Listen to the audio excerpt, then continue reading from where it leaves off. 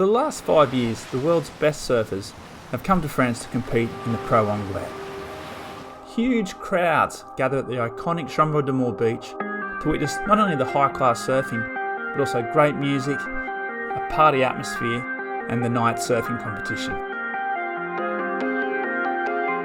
For the competitors though, this is high stakes and big pressure to entertain in front of all those French fans. There's only one goal for these guys, and that's to win.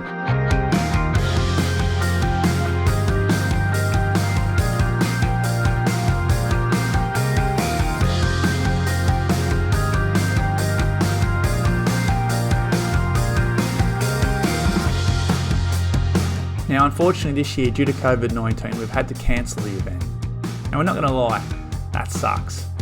But we're also not going to wallow in our misery. There's too much gold over the last 5 years to do that, so we've created a 5-part web series. We've got all the highlights, all the surfing action, but also we've gathered some of the key players together and just had a chat. Former winners, great international surfers, and of course hometown heroes about what it means to compete down there at Angelet. Now, sometimes the Wi-Fi is a little bit dodgy, sometimes the iPhones are cracked screens, but what stands out is that these guys love this event, they love this little corner of France, and they love the people that come and watch the surfing. So more of those guys later. What we want to do now is just enjoy a really unique celebration of surfing. Sit back, press play. This is the Pro Anglet.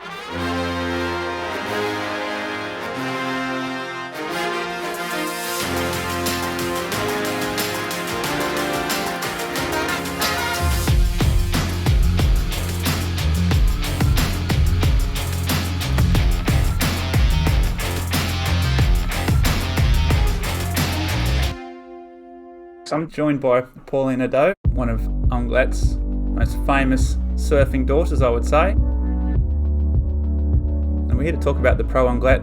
Pauline, you obviously won the event in 2015 and became runner-up a few years later. So you're in a good position to see how much sort of Angelet changes when the event is on for that week. So many of the best US surfers come and train in Angelet. It's good to see that level of surfing.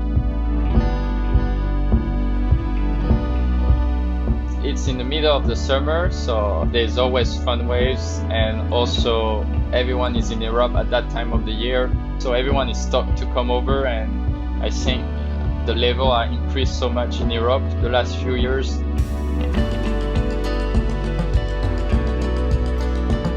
We are doing like a lot of big airs nowadays and huge power hacks, so it's good to have all this mixed together. And when you bring a few international guys that come up to warm up before the big events, that make like a really intense and really nice show.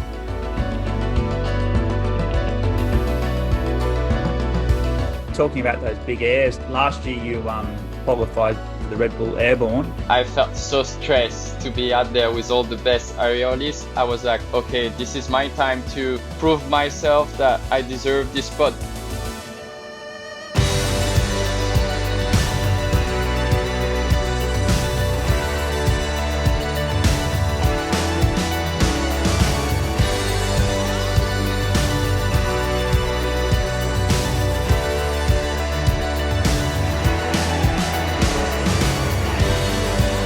I came to enjoy myself. I came to enjoy the French summer, and the event was just so well put together. Angelet was such a great little zone. You're just sitting on the jetty and watching the waves.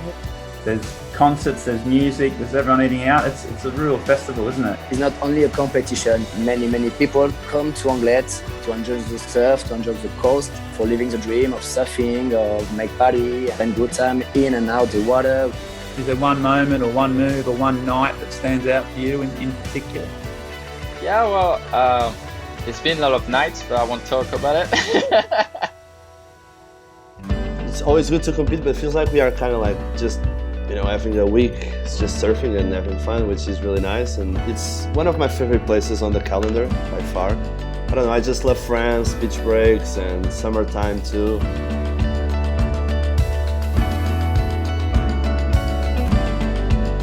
You've come runner-up in the last 2 years. It must be a bit bittersweet where you've come so close but haven't quite nailed the win. How does that feel? Yeah. I was really looking for this year, but obviously there's a comp was canceled, so I'm just gonna wait for 2021 and try my best, try to win.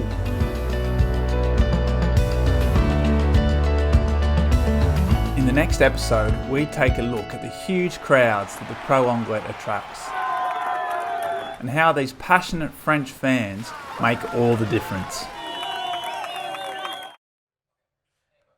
Do you like that? Well, if so, subscribe over there and then watch more videos over there. And then tell us your favorite videos down there. It's a 3-step process. Do them all now.